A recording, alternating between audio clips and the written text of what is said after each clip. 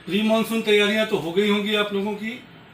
आज मैं आपको कुछ मानसून के बारे में या मानसून के बीच में होने वाली प्रिकॉशनरी मेजर्स के बारे में बताऊंगा, क्योंकि डिलापिटेड बिल्डिंग्स और जो जिन बिल्डिंगों में काम है, जो जूनी बिल्डिंग है, पुरानी बिल्डिंग है, स्पेशली मोर देन 30 ईयर्स है या वीक बनी हुई बिल्डिंग्स हैं, उनमें रहने वाले लोगों के लिए ख़ास तौर से मैं आज कुछ टिप्स बताऊंगा। उस पर ध्यान से आप लोग गौर करिए, क्योंकि क्या है, बीमारी होने से बेहतर है कि इलाज एहतियात करके बीमारी को रोका जाए। उसके बाद अगर बीमारी है तो इलाज भी किया जाए, और बजाय इसके कि धोखा खाएं हम लोग, बजाय इसके कि हमारे साथ कोई हादसा हो।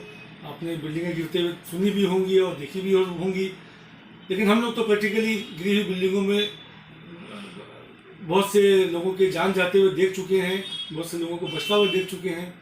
तो मैं चाहता हूँ मेरा अपना एक्सपीरियंस आप लोगों के साथ में शेयर करूँ, ताकि ये नॉलेज आगे बढ़े और आप लोग एहतियात करें, सुरक्षित रहें और हेल्दी रहें। सबसे पहले तो ये कि जो बिल्डिंगें 30 साल की हो जाती हैं, उसको कॉर्पोरेशन की तरफ से नोटिस आता है under section 264, 265, 266 MMX, Maharashtra municipal corporation act है, उसके हिसाब से आता है। अगर वो नोटिस आप लोगों तक आया है किसी के पास, अगर रजिस्टर्ड सोसाइटी है, अनरजिस्टर्ड सोसाइटी है, प्राइवेटली ओन बंगलो है, शॉप है, घर है, जो भी है, तो उसको रिप्लाई करना ज़रूरी है। उसके रिप्लाई के साथ में स्ट्रक्चरल ऑडिट होना ज़रूरी है।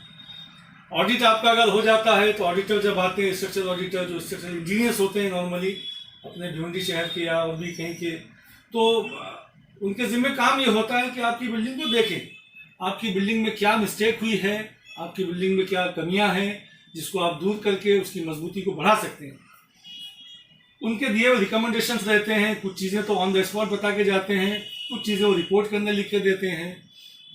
अभी नॉर्मली ये देखा गया है, जैसे मैं अपना तजुर्बा बताऊं, कि कोई किसी बिल्डिंग को हम लोग देखते हैं बहुत ज़्यादा अगर डेंजर होती है तो हम खुद होकर सामने से बोलते हैं कि भाई इसमें रहो मत, रहना मना कर देते हैं, या रिपोर्ट आने के बाद उसके एनालिसिस होने के बाद लगता है कि बिल्डिंग रहने के लायक नहीं है तो मना करते हैं। जैसे उसमें गवर्नमेंट की कैटेगरीज हैं, C1, C2A, C2B और C3। ये गवर्नमेंट की कैटेगरीज गवर्नमेंट ऑफ महाराष्ट्र ने 2015 में निकाली है, और under the guidance of high court of Mumbai. तो उसके अंदर में ये था कि भाई C1 कैटेगरी की अगर बिल्डिंग कोई स्ट्रक्चरल ऑडिटर या स्ट्रक्चरल ऑडिट पे मालूम पड़ जाती है तो उस बिल्डिंग में रहना मना है। उस बिल्डिंग को तत्काल खाली करना, उसके अंदर से सारे लोगों को हटाना, ये कॉर्पोरेशन की और पुलिस की जवाबदारी है। क्यों? क्योंकि अगर ऐसी धोखादायक बिल्डिंग में आप रह गए तो हो सकता है कि बिल्डिंग गिरने के वक्त या बिल्डिंग गिर जाए तो उसमें काफ़ी जानी और माली नुकसान हो। भिवंडी शहर पहले जोन 4 में आता था एज पर क्लासिफिकेशन, जोन 2 में आता था एज पर क्लासिफिकेशन, और अब जो है गवर्नमेंट ने जोन 3 में डाला है। मिनिस्ट्री ऑफ होम अफेयर्स ने सर्वे करा करके जोन 3 में डाला है, जिसमें कि अर्थक्वेक यानी जलजले या भूकंप आने की संभावना बहुत ज़्यादा बढ़ जाती है। और भिवंडी या अतराफ के इलाके में साल में 2 या 3 बार हल्के झटके आते हैं, जो हमको रात में या दिन में आते मुझे हमको महसूस नहीं होता है, लेकिन कभी कभी एहसास होता है कि झटके आएंगे। तो इस हालत में C1 क्लास की बिल्डिंग जो है वो गिर जाती है।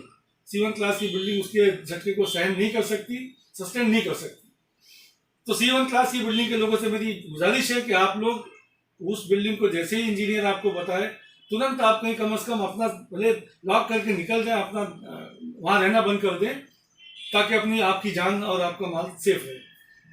तो उसके बाद वहाँ पे नई बिल्डिंग बनाएं या जो भी करना है उसका नेक्स्ट प्रोसीजर इंजीनियर्स बताएंगे आपको।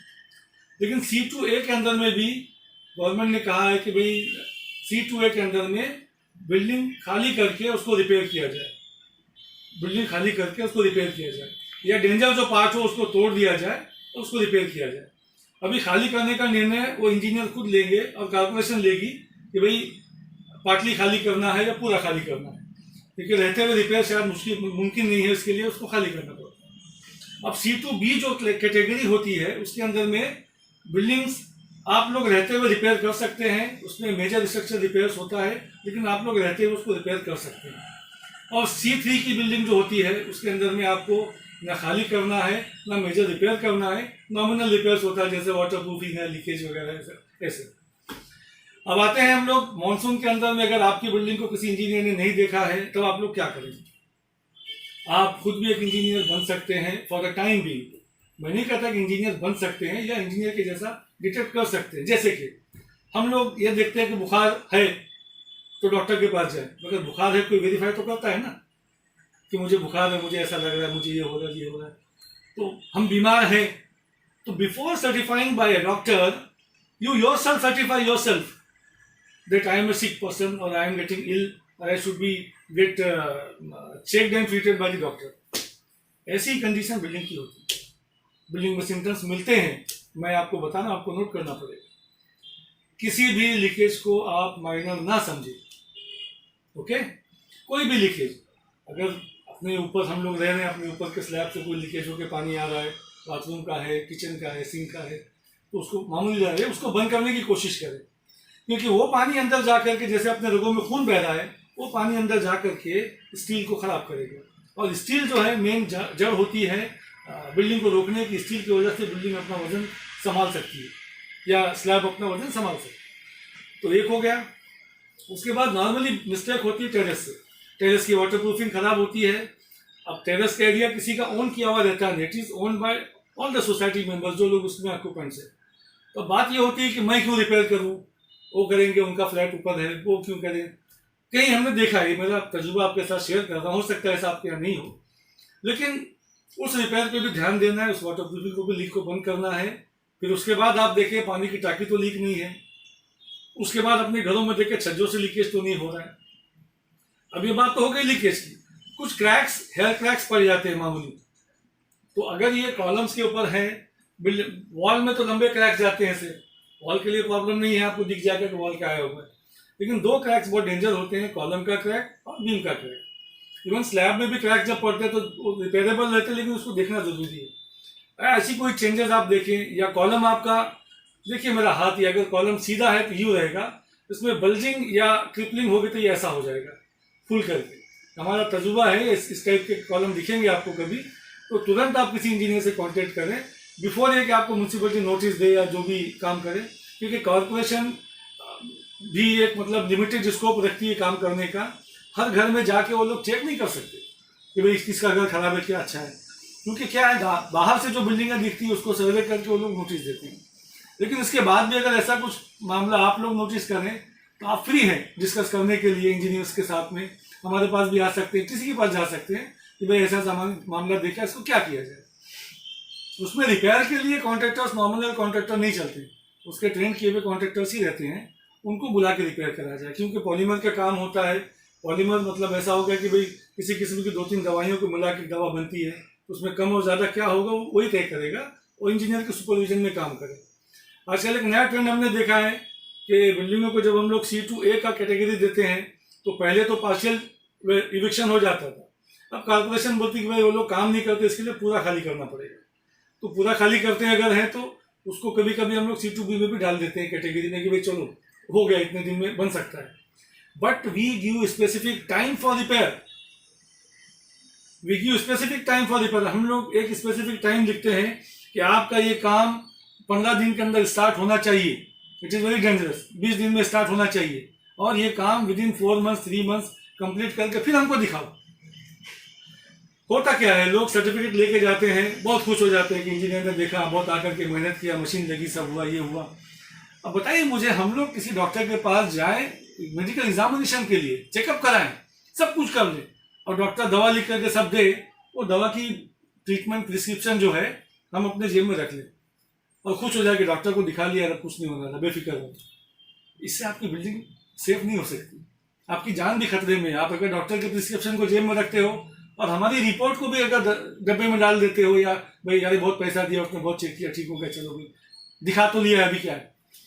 नहीं मेरे दोस्तों, प्लीज मेरी बात को गौर से सुनिए कि इंजीनियर देखने के बाद आपकी जिम्मेदारी डबल बढ़ जाती है, क्योंकि पहले आपको पता नहीं था कि मिस्टेक क्या है और कैसे बनेगी, लेकिन अब चूंकि इंजीनियर ने देख करके उसको आइडेंटिफाई कर दिया स्पॉट्स को और बता दिया है, और कैसे रिपेयर होगा वो भी बता दिया है, तो आपकी जिम्मेदारी बढ़ जाती है।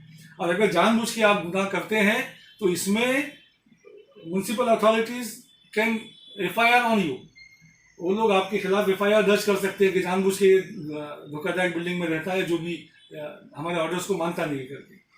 तो ये लिटिगेशन बार बढ़ता है। और ये गवर्नमेंट करती क्यों है, कॉर्पोरेशन करती क्यों है? Just to safeguard your life. क्योंकि शासन की जिम्मेदारी है आपकी जान बचाए। आप अगर खतरे में बैठे तो आप हटाए, तो उसके बाद उनके दूसरे प्रोसीजर चालू हो सकते हैं। मगर मेरी रिक्वेस्ट ये है कि इंजीनियर की रिपोर्ट, ऑडिट रिपोर्ट आने के बाद आप उसको खुद अच्छे से पढ़ें, उसमें देखें क्या क्या पॉइंट है। नहीं होता तो इंजीनियर से चर्चा करें और कैसे बनेगी, क्या होगा वो देखें।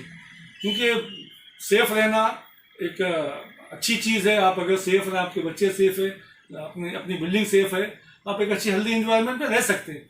और ये डेंजर कि भाई बिल्डिंग का फला पार्ट गिर रहा है, प्लास्टर गिर रहा है, क्योंकि हमने ऐसे भी देखा है कुछ बिल्डिंगों में। हमने अपना एक्सपीरियंस शेयर करता हूँ आपके साथ में।